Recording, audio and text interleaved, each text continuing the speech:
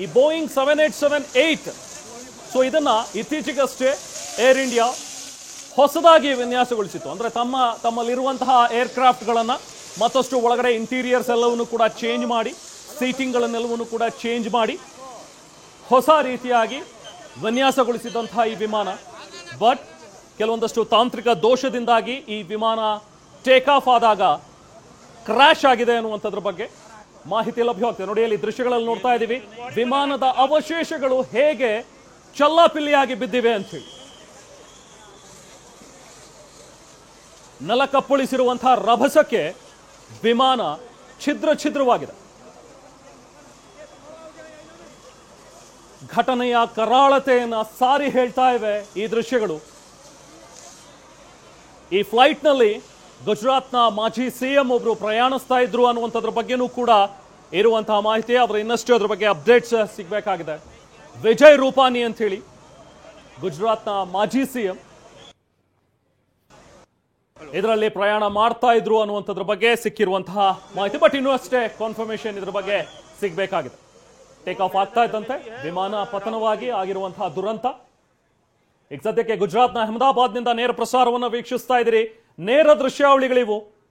ವಿಮಾನ ಪತನವಾಗಿ ಹೇಗೆ ಛಿದ್ರವಾಗಿದೆ ವಿಮಾನದ ಅವಶೇಷಗಳು ಅನ್ನುವಂಥದ್ದನ್ನ ನೋಡ್ತಾ ಇದ್ದೀವಿ. ಆ ಬೆಂಕಿಯ ಕನ್ನಾಲೆಗೆ ಸಂಪೂರ್ಣವಾಗಿ ವಿಮಾನವನ್ನ ಸುಟ್ಟು ಕರಕಲಾಗಿಸಿದೆ.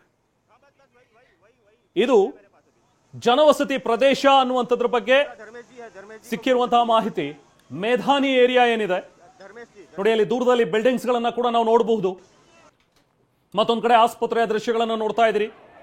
ತಕ್ಷಣಕ್ಕೆ ಗಾಯಾಳುಗಳನ್ನ ಅಲ್ಲಿಂದ ಸ್ಥಳಾಂತರ ಮಾಡಿ ಆಸ್ಪತ್ರೆಗೆ ಸಾಗಿಸಿರುವಂತಹ ದೃಶ್ಯಗಳು.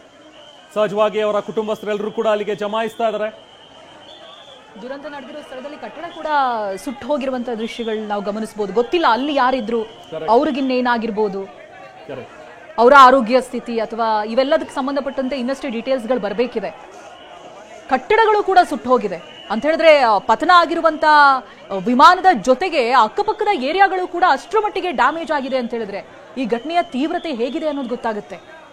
ಇನ್ನೂ ಕೂಡ ಅಗ್ನಿಶಾಮಕ ದಳ ಸಿಬ್ಬಂದಿ ಬೆಂಕಿ ನಂದಿಸುವ ಕಾರ್ಯ ಮಾಡ್ತಾ ಇದ್ದಾರೆ.